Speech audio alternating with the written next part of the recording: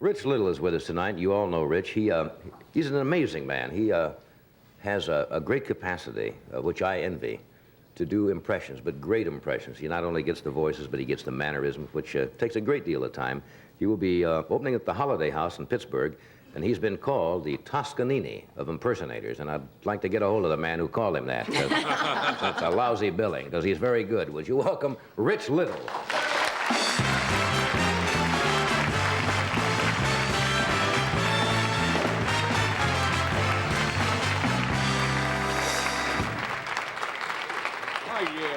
You don't want to go. You don't want to go through life being billed as the Toscanini of Who put that tag on you? I don't know where that came from. I have no idea. Some critic probably put that label on me. I've seen it though. I've seen it up there on the marquee, the Toscanini of Impressionists. You know, it's funny. I was sitting home the other night and they had a rerun on Channel 13 of one of the Copycat show. Yeah. That you fellas did, and I was in the other room, and I hear for a moment, you know, when you stop, and I said, "Who?" I said, "I know that voice." And I was not watching television. And it was you, and you were doing a takeoff on the Tonight Show, interviewing guests. Yeah. You said, "I heard the pencil going." Yeah, and I heard and that. And you heard the laugh? Yeah. The whole thing? And I ran in, and there you were. And it's a freaky feeling.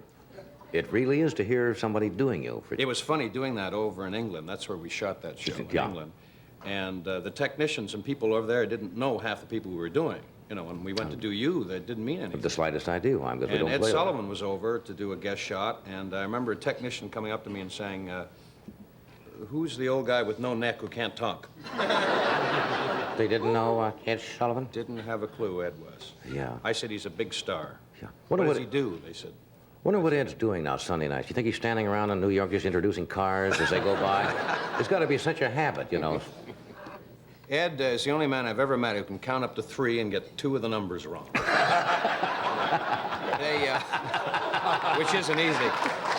The sad thought about it is there are a lot of bears standing in unemployment lines somewhere around the country waiting, No, you know. He needs people to follow him around writing him day-to-day conversation. I mean, what was the bit? Oh, yeah, if somebody came up to Ed Sullivan on the street, because he reads everything, and said, "Hello, Mr. Sullivan," Ed would probably look over their shoulder and say, "Don't walk." It's a cue card, huh? He's a lovely man, and Ed Sullivan is one of the people in the business who loves people to do impressions. The first... I hope so. Oh, no, he does. He's got a great sense of humor, and because it is a compliment when somebody does you, obviously. If you're well enough known to do, you have to be flattered, unless you do a cruel impression, and I've never seen you do that. But the first shot I ever did on the Ed Sullivan Show was Ed calling because I had done a takeoff on his old Toast of the Town, and that was my first big network shot was on his show. You know, the first show I ever did with him, he gave me a great build-up. Young impersonator from Canada, fine youngster. So welcome out here, Buddy Rich. Oh, really? Yeah, really. Really. You're very lucky. Ed must have been hot that night. Usually, you got one of them right. Years ago, and I've done this on a dais when we've done those Friars things for Ed. He had, and Ed doesn't mind this. It's just sometimes he forgets. And he had Rosemary Clooney on years ago, and Rosemary Clooney was just about as hot as you could get at that time. You know, everything was working, and she had all the records. Ed came out and says, "Now it's one of America's popular, really fine singers. Let's hear it." And he just went up. "Come on out here, honey." She didn't even get Rosemary or Clooney. She got, "Come on out here, honey." And it was... Oh, I love it. And his son-in-law, Bob Preck, you know, tells these stories. They're hysterical, but Ed doesn't mind. No, he takes all these things. Really is. If you've been watching now, you've got new fodder because the Watergate show. Yeah.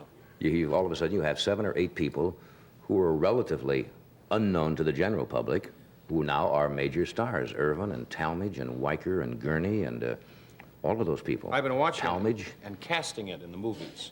I think Charles Lawton would have made he's no longer with us, but he would have made a great Irvin. Yeah, you're right. And maybe Gregory Peck to play Senator Baker. And Ozzie Nelson is going to play Halderman. And Ralph Williams is going to play Erickman. Not bad. Wouldn't that be crazy? Oh, that's great. That would be crazy. Ehrlichman reminds me of a guy who sold me some aluminum siding about 1948. I don't know why.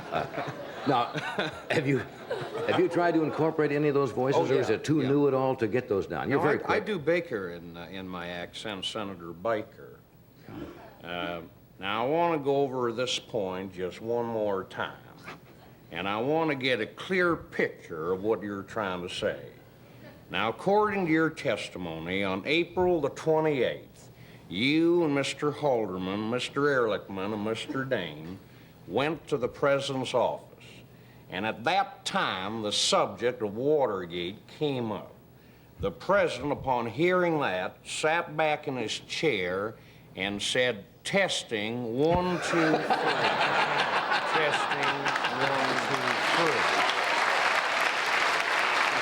You know who, I don't know if you've noticed this, and I'm not trying to compete with you on impression. I don't know, but your ear, you know who Gurney sounds like? He sounds like a very sleepy David Brinkley. I was know it? working on Gurney today, and I wrote down a little speech. Interesting sound pattern. Oh, yeah. Now, Mr. Dane, you mean to tell me that when you went to the president's office to discuss the events leading to and the subsequent cover-up of the Watergate incident, that you were not aware that recordings were being made? Well, at the best of my recollection, at that point in time, I would have to say no. However, I might add that on several occasions during the course of our conversations together, the president would lead me over to a rubber tree plant and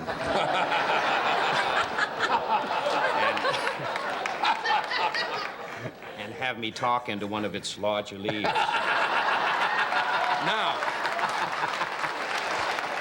Now, Gurney says, well, Mr. Dane, would you tell this committee your feelings toward rubber tree plants in general and the president's rubber tree plant in particular? Well, I've never been overly fond of them, Senator. And the other one that I was That's working fun. on was Senator Montoya.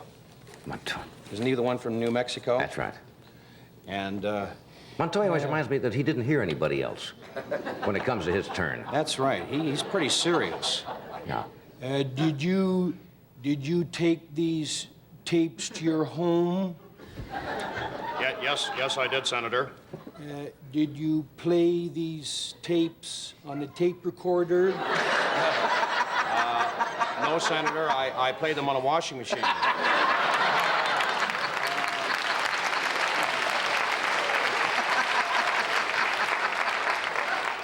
At what speed? At what speed did you play these recordings? Well, I believe it was,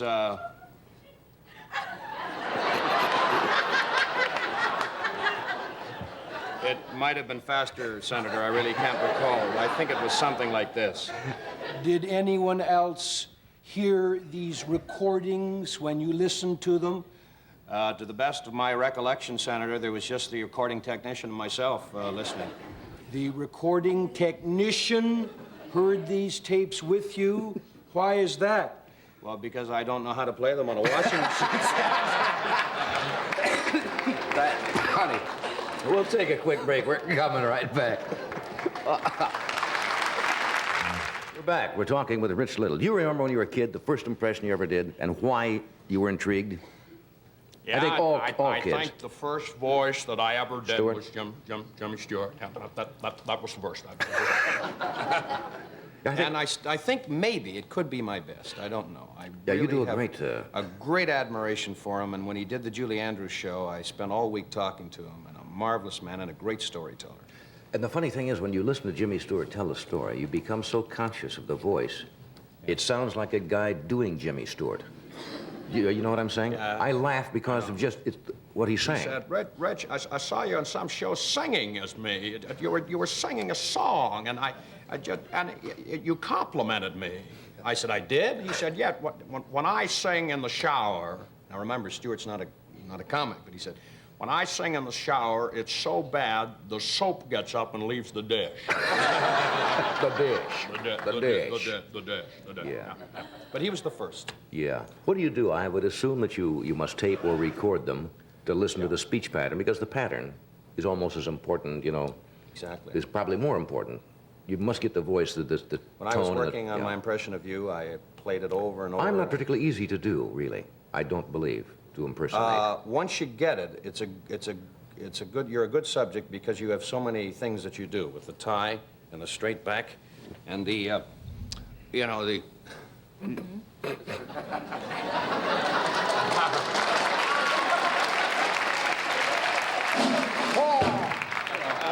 all these little things.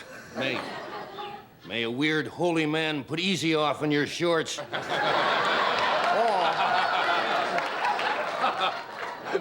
So you're a... Yeah, I know, we all have little things. You know, you have to lay this in once in a while, Rich. That's right. Got to put the eye there. I don't know what... Everybody has those little... Bob Hope is a... Bob is extremely difficult to do. And he likes to fiddle, too, doesn't he? Bob's... I do the pencil thing, but Bob comes on, he has 3 pencils. And he sits and he hits, and he's one of these. Great cufflink straightener, constantly. But Bob is, voice-wise, is very difficult to do. Very. I've never heard really anybody Right. do Bob Hope very well. No. Any of the great impressions, you or Gorshin or... No, what I meant, I'm including any of the great impressionists. I've never heard a good Bob Hope, and I don't know why, because he's got a distinctive sound, but no one's been able to capture it. Very hard. Steve Allen's hard. Outside of the laugh. Outside of the laugh, He's which got is that your giggly laugh, yes. And Steve and I... Whee!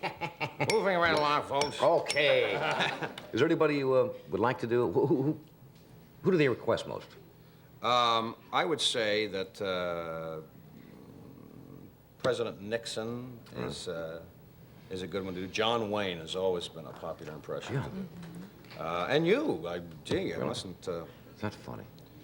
You get fantastic reaction in the clubs, and of course the kids out there aren't too aware of some of the things I'm doing. Yeah. But it's dynamite. I do you in my act now, doing your monologue, and then bringing on Richard Nixon as your first guest. Oh. And Just do a little bit of it. Nixon comes out. He's been working with Bob Hope for 2 weeks, and I say, my first guest is Mr. Richard Milhouse Nixon. You remember him? No. Well, we forget so soon. No. For the past couple of weeks, Mr. Nixon's been working with Bob Hope, and Bob's been helping the president with his. See how I goof like you? that little trip. That took 2 weeks to get that. No, he's been working with Bob Hope for the past couple of weeks.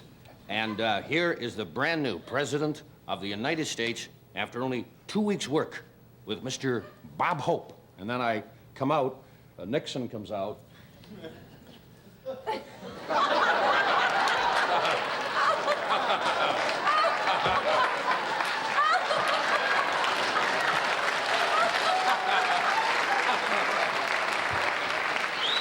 This is Richard. How I love to be President Nixon. I want to tell you, my fellow Americans, I just got back from Hollywood where I was working on a new motion picture. It's called Planet of the Tapes. But I want to tell you, Spiro Agnew was going to write the screenplay, but unfortunately he could never find his damn crayons. But I want to tell you, and it just goes on. I love this bit.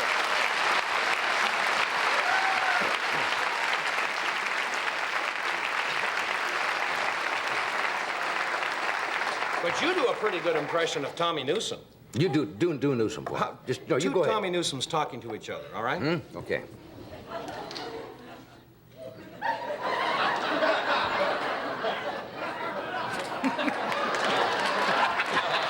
No, you gotta do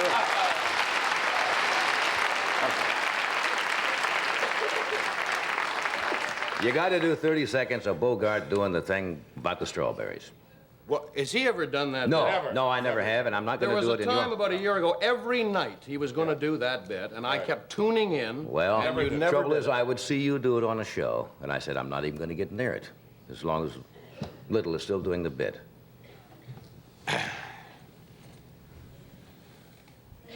I tried to run this ship properly, but they fought me at every turn. They were all against me.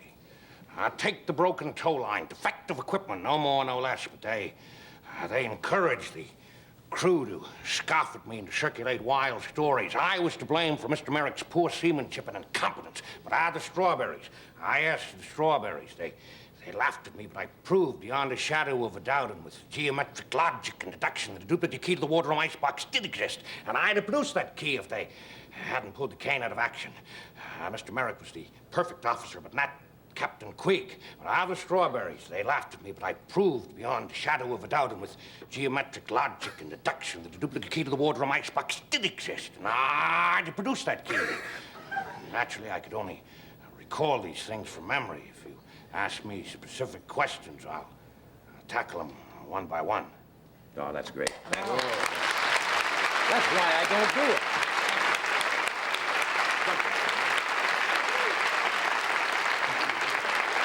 Now you just... Oh, get out of here. That's right. John, could you do the same speech as Porky Pig? That's all, folks. All right, we'll return with our guest after we take a pause for this message.